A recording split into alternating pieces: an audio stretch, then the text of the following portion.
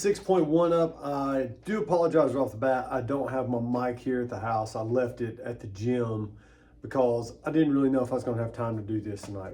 I got practices and I got I got laundry, whatever this is, dryer sheet in my hands, if that tells you anything. They just announced the workout. I got to see all the badasses go at it. Colton Mertens went unbroken, absolutely destroyed it, 11:16, which is absolutely crazy. I want to drop the F-bomb on that one because that is freaking insane how fast he went. He went unbroken. That was probably the most flawless workout execution that I've seen in a really long time. And whenever they started, I was thinking Colton probably going to win. I don't even keep up with the top guys that much, but as soon as I saw the workout and saw Colton starting to move, I figured he was going to beat Hopper. And then only guy I think I would like to have seen go that was supposed to be there was James Sprague. That dude's got a crazy motor and a little bit taller, and I think he would be very good at this workout. He might be one of the only ones that can beat Colton Mertens. But going to that game planning. So remember, this is a pyramid going up. You got 20, 18, 30, 18, 40, 18, 66, and then working our way back down. 18 or 40, 18, 30, 18, 20. That is 246 wall balls, 72 box jump overs, and 36 box step overs with the wall ball. For a majority of us, and if we take this down and break it into what's your carrying time. So if you are sub 5 minutes, that is almost unbroken. That is moving, because I know some people who've done unbroken carrying in 4.5 minutes. I've known people who've done unbroken carrying in 3.5 minutes. It's based on how fast you can cycle up and down, but like Colton was doing on there. If you have a 5 minutes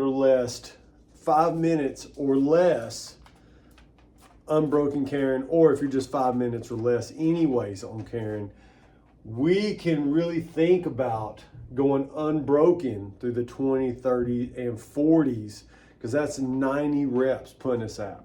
Then once we get to those 18 box step overs and we get into that 66, some of us will, a majority of us in the gym, I might say there's only 1 or 2 people in the gym that might consider doing unbroken through the 66, but it ain't a lot of people. It's going to be just about everybody else going to be breaking.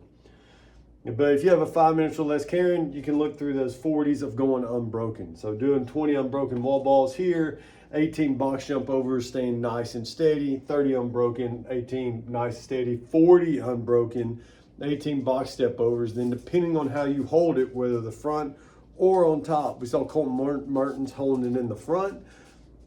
That I think would be detrimental to me because my biceps are not as strong as his are. I know whenever I'm doing sandbag holds or any type of hold in that position, my biceps in the front of my anterior delts seem to have some problems. So I know personally that's not going to be me. I'm probably going to hold it up over my head. But even if you're if you're holding it up over your head, you're still going to get fatigue on both of those sides. That's going to be something sneaky that a lot of people are not going to think about. You're really wearing your legs out. Then when you start holding that ball on top, that's really going to cause some of that upper body fatigue, that shoulder fatigue. So while holding it here is going to be wearing those anterior delts, those in front of your shoulders. So maybe it is going to be better for a lot of us to hold it over the back of our head, at least hold on one shoulder and maybe switching it as we go. You just got to be sure you can't use your opposite hand to push off your leg as you step over those boxes. Then working our way back down, this is going to be a dog fight. If you get 66 wall balls in, get back on this is going to be icing on the cake this side, because I doubt a lot of people are going to be making it past this, because once you get here, remember, this is carrying.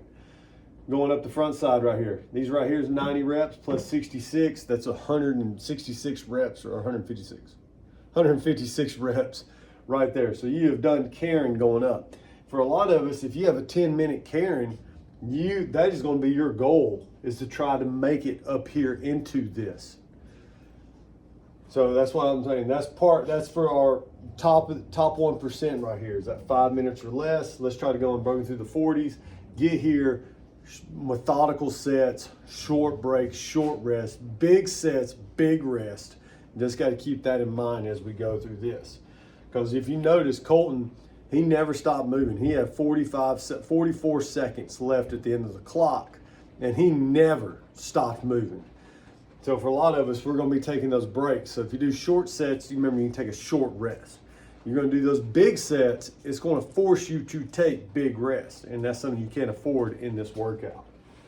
If you have a 6 to 10 minute carrying time, you're going to be the person that is going to be trying to finish this right here. If you have a 6 to 10 minute carrying time, this is going to be your goals to get through this top half and start working your way back down.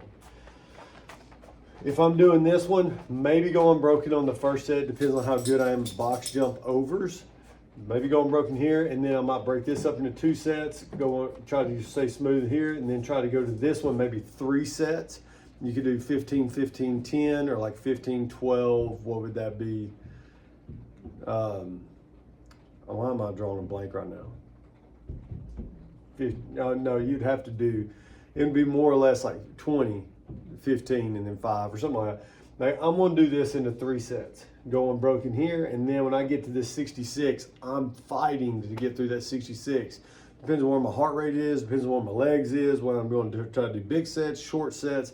You're going to have to listen to your body, because we all got plan A till we get punched in the mouth. And this workout is going to make us get punched in the mouth. So when you're going today, listen to your body. You might have a plan in your head. You might think, hey, I'm going to go unbroken on this 30 right here. And then you get to 20 and you start struggling, or you start jumping, doing those wall balls. That is going to affect you when you get to 18 box jump overs. I don't want to be jumping at all if I'm doing wall balls on this. If you notice, like Colton's feet, Jason Hopper, Dowling, Austin Hatfield's, all their feet stayed planted. They never jumped at one point. And if you start to jump and you're forcing those reps and you're getting deeper and deeper into that muscle fatigue, that is not going to be beneficial to you later on. And that leads into maybe these 10 plus minute, or anybody that's greater than 10 minutes on the carrying time. You need to be sitting right off the bat. I want to stay nice and steady. I'm going to try to keep my heart rate the same throughout. I do not want it to spike. I don't want to hit muscle fatigue or muscle failure on my set of 30 when you're going. So I want to do short sets, drop the ball, take a deep breath, shake my legs out, another quick set, drop the ball, take a breath. So maybe I try to hit 10s on these. 2 sets of 10 here, 3 sets of 10 here, 4 sets of 10 here. And that way when I get to this 66, maybe around the 8-minute mark, 6-minute mark, I can go big set, just trying to get through this. Because if you can get on the back side of this, that's going to be, like I said, icing on the cake. If you can get through these next rounds of wall balls every time. So it's going to be a quick breakdown. Now, my thoughts on it. Is this a great workout? I think it could be more exciting, but I know a lot of people are going to give Castro shit on this for this workout. I've already gotten some text messages from folks saying he's washed up, he's done, he should be doing something else. And I'm going to wait till weeks 2 and 3 before I make a decision on how well he's going to be programming this stuff out.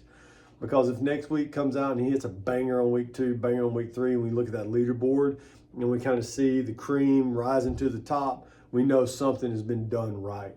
And I know he's got a lot of pressure on him, and he's got an infinite number of workouts that he can create for us to complete. And he chose this for a reason. So let's wait to see what weeks 2 and 3 provide before we start just throwing shade at him for his decision on this. Because I bet you he's got some good workouts coming up to follow this up with. That's this week's workouts. Good luck to everybody. I will be in there at 5:30, 6:30 a.m. to help organize and get this thing rocking and rolling. And tomorrow afternoon, I will not be there. I wish everybody the best. I know Jessica and Jen, they're going to be there helping organizing, getting everybody through it. All the t-shirts are in. Make sure that you log your score into Wodify if you can. And then make sure that you can post your score also on the online leaderboard if you signed up for the Open. That way I can keep up with it. Y'all have a great week, and I see your names on the